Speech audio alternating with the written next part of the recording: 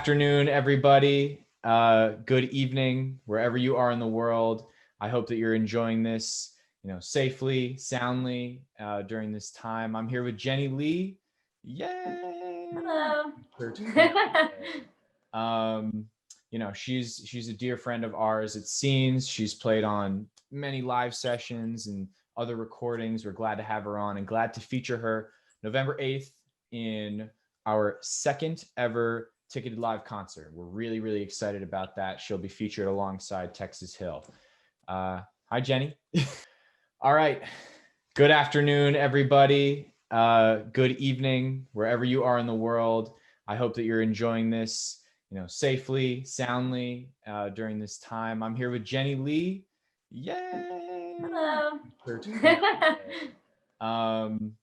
She's a dear friend of ours at Scenes. She's played on many live sessions and other recordings. We're glad to have her on and glad to feature her November 8th in our second ever ticketed live concert. We're really, really excited about that. She'll be featured alongside Texas Hill. Hi, Jenny. Jenny, why don't you tell us a little bit about, your background, maybe personally, and then move into how where you came from moved you into music. I'd love to hear more about that. So I grew up in Frederick, Maryland, which is, it's pretty, well, not anymore. It's gotten a little bit more built up, but it was a farm town, Friday night lights, that whole thing. Our school, my high school, was actually set on a farm, and there would be cows going by as we were eating lunch in the cafeteria. So a lot of people, they know that I'm from the Baltimore area and are confused when I tell them that, because why are you doing country music? Well, right. I did grow up around it. And then later on, I went to Elon in North Carolina for college and sang a cappella there.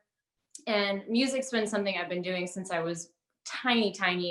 But I always just kind of did it as a hobby. I was a figure skater for a while, and then I sang a cappella in college and played rugby in college. So I was kind of into a lot of different sports and hobbies. Yeah. It's really funny that you say you're a figure skater, because we just interviewed someone who was also a figure skater, and I'm finding that to be like a common theme on these shows. Yeah, it's one of those things that you do as a kid, and if you're not, I was getting up at 4 a.m. and skating before school, and then getting out of school early to train in Virginia. And it's such an intense sport that if you're not really in it, the girls that I was competing against were homeschooled, and I wanted to go to college. So you find out later in life that a lot of people were in it until they weren't, It was kind of that way for me when I realized that music was what I wanted to do, because I had literally tried every sport.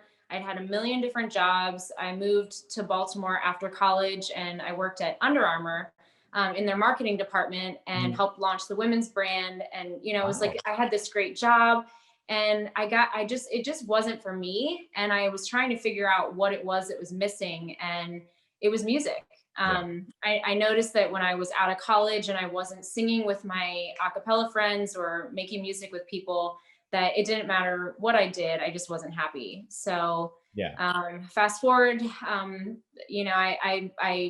gave my notice at Under Armour, and that was in 2012 or 2013, and moved to Nashville. And I had been writing my own music and building a band in Baltimore and kind of opening up for some big acts when they'd come through. And I kind of got my feet wet there. And then I did a show with John Rich called The Next, where Michael Ray actually won the show, and it launched his career.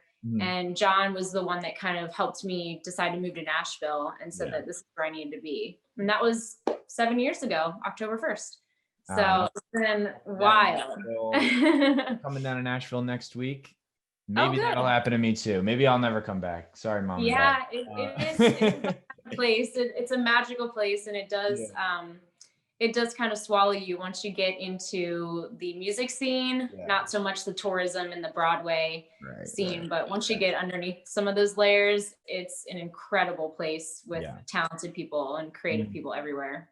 I noticed that you did something called the Ladybug Festival, which I thought was a really great double-sided sword almost. It's all staffed by all female artists, which I thought was awesome. And also an online live stream concert. Ladybug Music Festival, I'm not sure how many years running they are now, but I would say it's been at least 8 years. Gable Music Ventures, we actually got connected with them up in Baltimore. Adam and I both are now dear friends with them as well. And they launched this music festival just to give females a voice and give them a stage. And it takes place in Wilmington, Delaware each year. And I had performed live at the festival twice in past years. And then this year they were trying to do something with even more reach, so that, with quarantine, they didn't want to cancel the festival because it's their biggest event of the year. And so they asked me to be a part of their virtual concert, which grew arms and legs, and they were able to get national acts and things like that would have been harder to do if it was an in-person concert.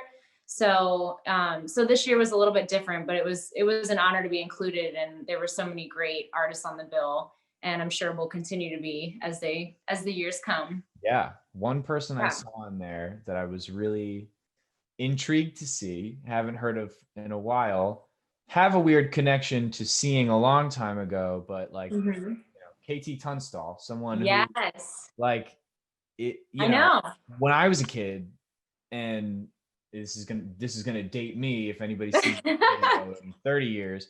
When I was a kid and the iPod came out, that was like a song that was on my Suddenly I See, I think that's the one, and Big Black Horse and the Cherry Tree. Those songs were like iTunes songs, like iPod songs. My parents had them. All my friends had those songs. I just remembered that. And then when I saw they might have even been on commercials. I feel like they were everywhere. Yes, and then I saw her when I was a little older. I used to do School of Rock. Shout out to Jack Black. Has nothing to do with the movie. I just like Jack Black. But I did School of Rock, which was an extracurricular program for kids. Young kids up to teenagers. And we did a show in New York City. I live in New Jersey, as our viewers know. And I saw her there, and she was performing with the School of Rock kids. And, that's one of those moments. Cool. Yeah, it's one of those moments where you see like, the coming together of a like a tribe leader or someone big in the industry, and they say like, come on, I'll show you guys how, like, a professional performance and everything. It was really cool. Oh, cool. Some companies are taking the initiative to, still push forward through this. And actually a lot of artists are now coming around to accept, it's kind of strange, but accepting digital platforms as a viable, media source at this time. So you got to adapt. And I think that as musicians, we do a lot of that anyway, just with the changing business structures and, the climate. So I think that, it's just one other thing you got to do. One thing that we've actually been doing, speaking to that, is hosting porch concerts at our house every Friday night. Yeah. And it's been, we've done over 20 of them. Tonight's actually going to be our kind of season finale, if you will. They were I'm excited to do it, but it's just getting a little bit too cold. But it was something that we did at the beginning of quarantine, and we did it just kind of as a one-time thing. I was releasing a single and kind of just had nowhere to play. And we did the porch concert, and we did it for our neighbors, and they stood on their lawns or stood on their porches. And then they asked us to keep doing it. And so we have every Friday. And I think the only 2 dates that got rained out were dates that I was performing, because I have a long history with horrific weather. But we've been able to have other songwriters and artists in town, just to give an opportunity for people to perform live, but also to make a little bit of money during this time where they've lost a lot of work. So it's been great. Speaking on the weather problem, I know if Christie was here, she would be remiss if I didn't mention that. I know all what you mean about, because we used to live in Miami, and basically it was like, it wasn't like, is it gonna rain on this day? Is it gonna rain this hour? Like how much and when? How much time do I have before do I need to bring an umbrella to this sunny class now, so when I get out I can get to my car? Well, the first gig I ever had, like the first big gig I ever had, was opening for Eli Young Band at the Carroll County Fair in Maryland. And a tornado, which is so unlike Maryland weather, came through, not only through the show and the farm that I was, or the fair that I was performing at, but also went to Frederick, which is 40 miles from where this was, and hit my parents' house and a lot of the houses in our development. So it was like, that was the very beginning. And I've had multiple weather scenarios ever since. Yeah, so that's crazy. That's actually a crazy story. I would be remiss without congratulating you on your recent engagement to Adam. And if you want to talk about that a little bit, that's fine. If you don't, if you want to keep this music based, that's fine. We get all opinions. So, but I know you guys have had a story together. So if you'd like to talk about that a little bit, I'd love to hear it. Yeah. So Adam and I met in Baltimore about 9 years ago, and he was singing on stage as he does. And it was a little street festival in Federal Hill. And I was walking up to it and listened to the band, and I was like, oh, the keyboard player's kind of cute. And they were doing a crowd participation song, and he handed the mic around to a couple people, and I grabbed it and I sang the actual part that they were trying to get the crowd to sing. And so we talked, and he invited me over to his studio to cut some vocals for a record that they were doing the following week. And I went in there, and I don't remember this, but we were talking about this the other day during an interview. And he said that he had invited a bunch of different vocalists to come in, and I was the only one that showed up. So I was like, no wonder they kept my work. But no, he said that in his interview, he said that hearing me sing was when he knew, and he told his roommate and producer that he would marry me someday. And so it's just kind of funny. And we dated and then sang in he had a R&B soul band in Baltimore. And so I sang in that band and was kind of writing country music and going to and from Nashville, and then finally brought him down. And we took some meetings, and he was just like a kid in a candy shop with all the musical things to do here. And so we finally decided to move. And that was again 7 years ago. And so it's been crazy, but we've been through a lot together, and moving to a different city with somebody and growing as people. And there's just a lot of stuff that we've been through that I feel like we've sort of weathered a lot of storms that would be thrown at us. And we've done the long distance thing. We've been separated. We've been, together, apart, and everything in between. So I was going to ask you, were you together during his time on The Voice, or no? I was. Yes, yeah. I was. And me and his mom, who was traveling to and from Scotland, by the way. Oh. It was a lot for her because it was weekly travel, and they never knew who was going to advance. Right. So we spent a lot of time in a hotel room every 3-4 days in LA supporting Adam. So, and he made it through the whole dang thing. So that must have been nice. To hang out in LA for a while. Yeah, exactly. But yeah, that's really sweet. Love you guys' story. When we were talking to Adam, he, we didn't get too into it, but he was mentioning, how much you guys have been a rock to each other. So I just thought and it was pretty cool. We were on a family trip with my family up in Maryland, visiting a little lake house that we used to go to when I was a kid. And so he proposed in front of my family, which was important to me that the family was involved somehow, but I didn't think he would have to propose directly in front of my dad with a video camera. But it was really special. I know. I was like, man. If my girlfriend sees this, she's going to be disappointed. I had another research-based question. I was looking. I wanted to make sure this wasn't another Jenny Leigh, but I did see some reference to this on like there's multiple people named Jenny Leigh, but you're obviously the one that always comes up first. But there's an IMDb page linked to the name. Is that for you, an actress as well?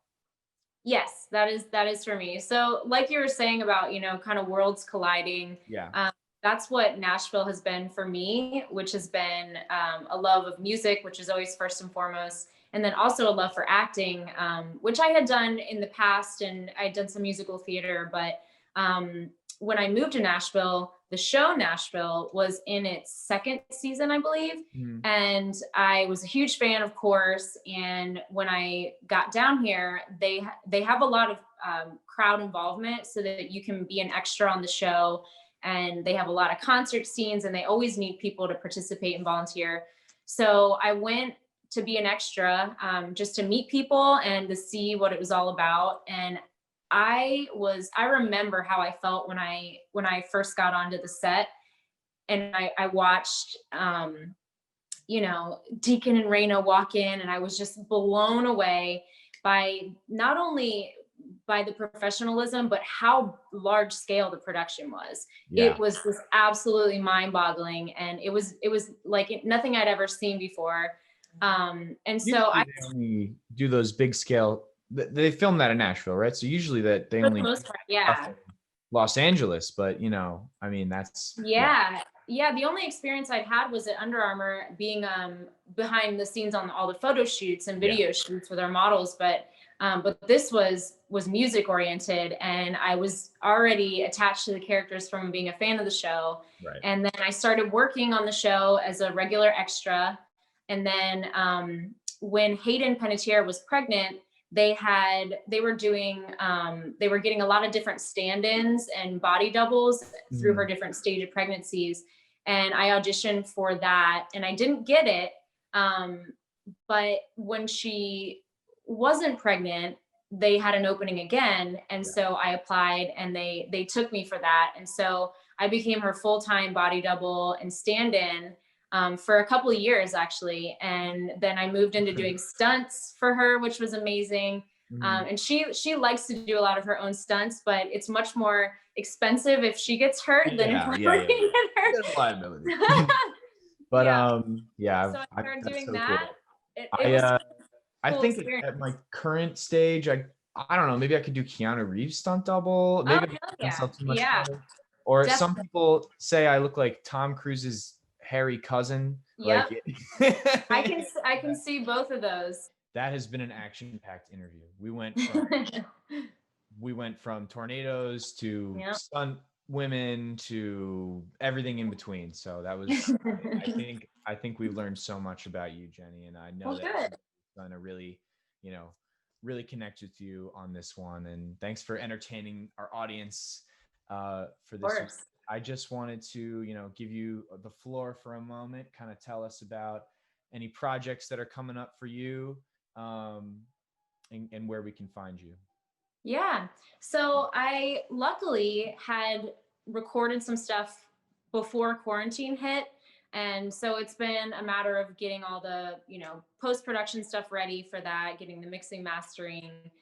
So I do have an EP in the works. And of course, as a lot of people understand the struggle, as soon as you think you're finished, there's another song that you want to add. Yeah, yeah. so so my struggle has been, do I go back into the studio, have to reset everything exactly the same, um, to get this song onto the EP, or do I just put it out later? So Right. I'm kind of deciding between that right now.